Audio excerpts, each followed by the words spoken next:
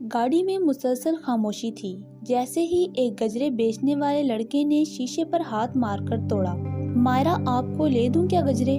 हजलान ने मायरा की तरफ झुकते हुए शीशा खोला और इससे पूछा। नहीं सर, मुझे फूल पसंद नहीं है, खास तौर पर गजरे। वो मना कर देती, हजलान ये सोच सकता था, लेकिन इसने जो जवाब दिया वो गैर मुतवक्का था। हजलान ने इस बच्चे को वैसे ही पैसे दे दिए। ये जो छोटे बच्चे अपने घरों के बड़े होते हैं। अगर आप गाड़ी में सफर करते हुए किसी बच्चे को हाथ फैलाए देखने की बजाय कुछ बेचता देखें तो इससे जरूर खरीद लें, और अगर आप इस्ताद रखते हैं तो कम खरीद कर पैसे ज्यादा दे दें। यकीन जाने इनके चेहरे की खुशी और गैर यकीनी आपको एहसास ही नहीं होने देगी कि आपने वो पैसे फजूल दिए हैं। मायरा, लड़कियों को जितना मैं जानता हूँ, इनको तो फूल बहुत पसंद होते हैं और गजरे तो खास तौर पर ज्यादा पसंद करती हैं। मेरी आपी हैं आफियत आपी, वो तो जारून भाई से नाराज हो जाती हैं अगर हफ्ते में 2 दिन इनको गजरे ना मिले तो।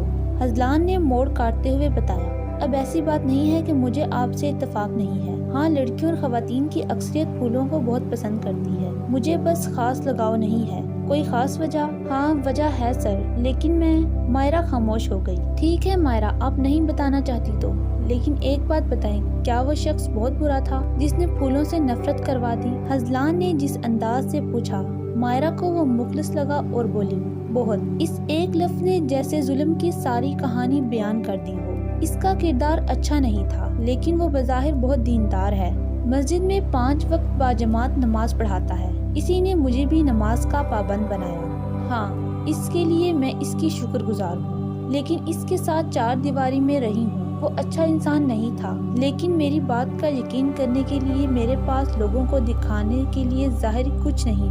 मायरा की आवाज़ भर आई। मुझे आप पर एतमाद है, आई बिलीव यू। हजलान का सदक से कहा गया ये जुमला मायरा की धड़कन बढ़ा गया। मायरा, आप बहुत बहा। मायरा ने बात काटी और बोली, सर हम कुछ और डिस्कस कर सकते हैं क्या? हाँ, क्यों नहीं। गाने सुनती हैं आप? वो बड़ी रसानियत से मौजू बदल गया। आहा, कभी कभी। चलें फिर अब सुनते हैं। हजलान ने मोबाइल से ब्लूटूथ कनेक्ट किया। बातें ये कभी ना तुम भूलना, कोई तेरे खातिर है जी रहा। मायरा ने गाने की गहराई को नापे बगैर आंखें बंद करके सर सीट से लगा दिया। हजलान ने एक सिगरेट निकाली और इसे सुलगाने ही लगा था कि मायरा ने आंखें खोलकर इसको देखा। यहाँ कोई साइन नहीं है जो कहे कि तंबाकू नोशी मना है। हजलान ने इसके कैबिन वाली बात का हवाला दिया। लेकिन यहाँ मैं हूँ और मुझे जरा भी अच्छे नहीं लगते वो लोग जिनको अपनी तो क्या दूसरों की भी सेहत का ख्याल नहीं होता। वो कैसे? हजलान ने पूछा। जो धुआं आप अपने मुंह के जरिए फेफड़ों तक ले जा रहे हैं वो इस फिल्टर से होकर गुजरता है। मायरा ने सिगरेट पर हल्के खाकी रंग की तरफ इशारा करते हुए कहा। लेकिन जो लोग आपके इर्द गिर्द हैं, जिनमें अमूमन इंसान के घर वाले या जो कोई भी हो, वो स्मोकिंग करेगा, और वो इस स्मोकिंग से ज्यादा खतरनाक है जो आप अभी कर रहे हैं। आपको अपनी सेहत नहीं प्यारी, कोई बात नहीं, मुझे अभी जिंदा रहना है। आप प्लीज गाड़ी रोक कर कहीं बाहर इसे खत्म कर लें। वो जो शुरू होकर बोले जा रही थी अब मुंह मोड़कर दूसरी तरफ देखने लगी।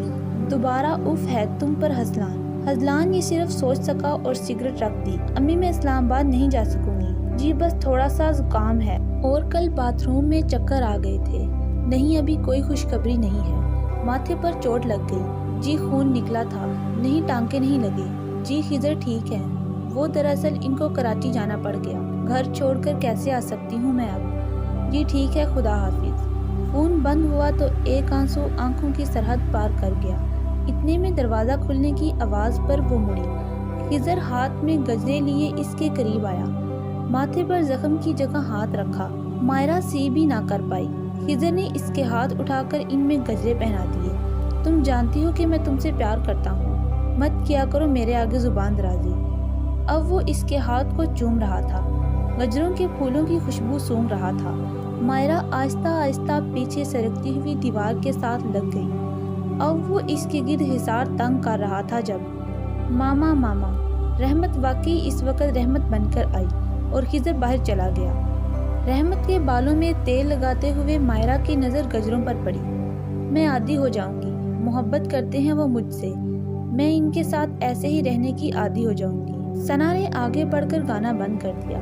ये क्या फकीरों और कंजूसों वाला गाना लगाया हुआ है? बंद क्यों किया? ये गाना टॉप लिस्ट पर है। अहमद ने हैरत से सना को देखा।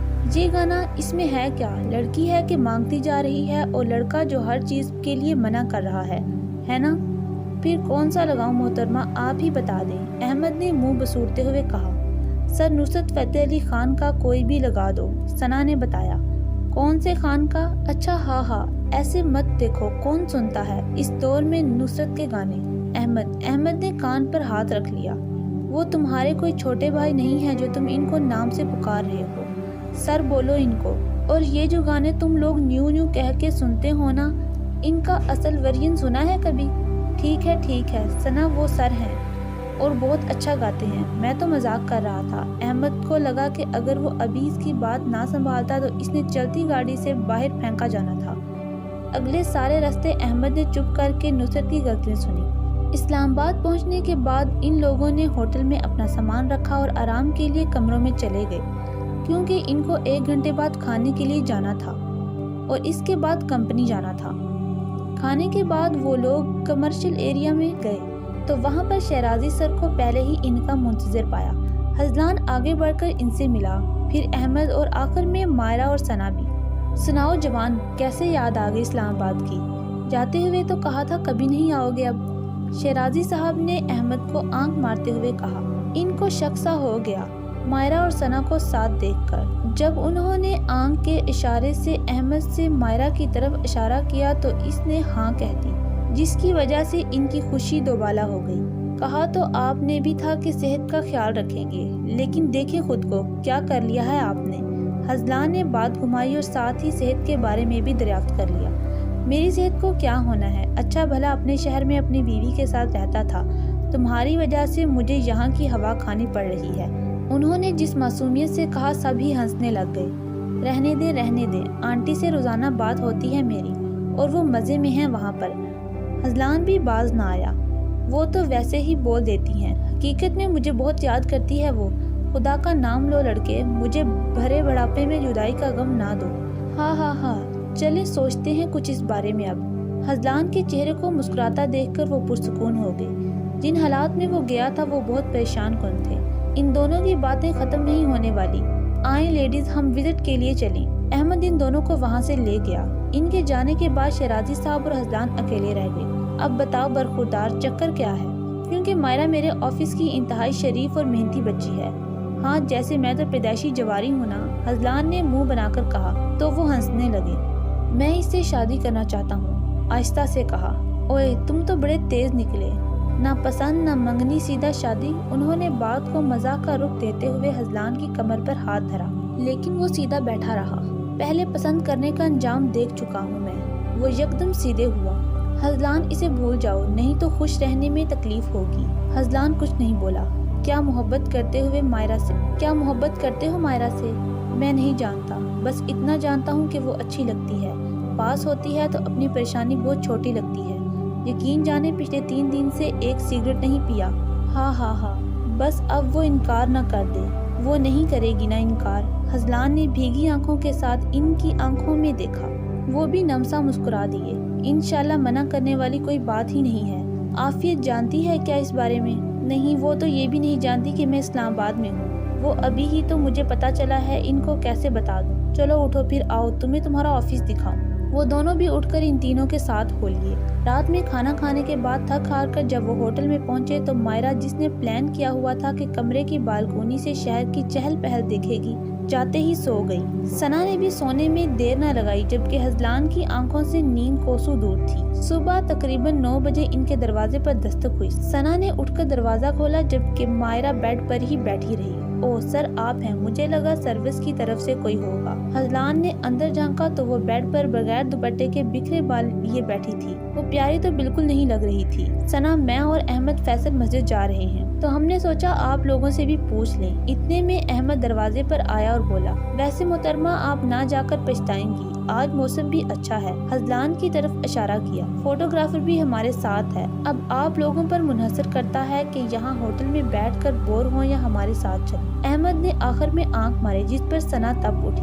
سر یہ بھی ساتھ جائے گا؟ احمد کو یکسر نظر انداز کر کے بولی، کیا کریں، اب لے کر جانا پڑے گا۔ حزلان نے بھی دکھی منہ بنا کر کہا، میں مائرہ سے پوچھ لوں پہلے۔ چلیں آپ پوچھ لیں، اور پھر اگر جانا ہو تو نیچے ناشتے پر آ جائیے گا۔ حزلان یہ کہہ کر چلا گیا۔ ان دونوں نے بھی انجان شہر میں اکیلے جانے سے بہتر یہ سمجھا کہ وہ حزلان اور احمد کے ساتھ چلی جائیں۔ اب وہ لوگ فیصل مسجد کی پارکنگ میں کھڑے تھے۔ مائرہ کی نظر تو جیسے اس کے میناروں پر جم چکی تھی۔ وہ ارد گرد سے بے نیاز ہو کر آگے بڑھتی جا رہی تھی۔ جب اس نے دیکھا کہ اس کے ساتھ صرف حزلان کھڑا ہے جو کہ مختلف زاویوں سے تصویریں بنا رہا ہے، جبکہ احمد اور ثنا دوسری طرف جا رہے ہیں۔ میں نے ان دونوں کو دوسری طرف جانے کو کہا ہے تاکہ وہ وقت گزار سکے۔ حزلان نے اس کی آنکھوں میں موجود سوال کا جواب دیا، جبکہ دوسری طرف محترمہ ادھر آؤ، ہاتھ نہ لگاؤ مجھے ڈفر۔ ثنا نے جھٹکے سے بازو چھڑایا، کیوں کباب میں ہڈی بننے کا شوق ہے؟ اگر اللہ نے تم میں 206 کی بجائے زیادہ ہڈیاں رکھ دی ہیں تو کچھ ڈونیٹ کر دو۔ اف اللہ۔ ثنا کا ہاتھ اس کی جوتی کی طرف بڑھتا دیکھ کر احمد نے اپنے دونوں ہاتھ آگے کر دیے اور بولا، اچھا سوری، میں کہنا چاہ رہا تھا کہ ان دونوں کو اکیلا چھوڑ دو۔ کیا مائرہ بھابی کے ساتھ گوند سے چپک گئی ہو؟ او اچھا۔ ثنا نے سمجھنے والے انداز میں سر ہلایا۔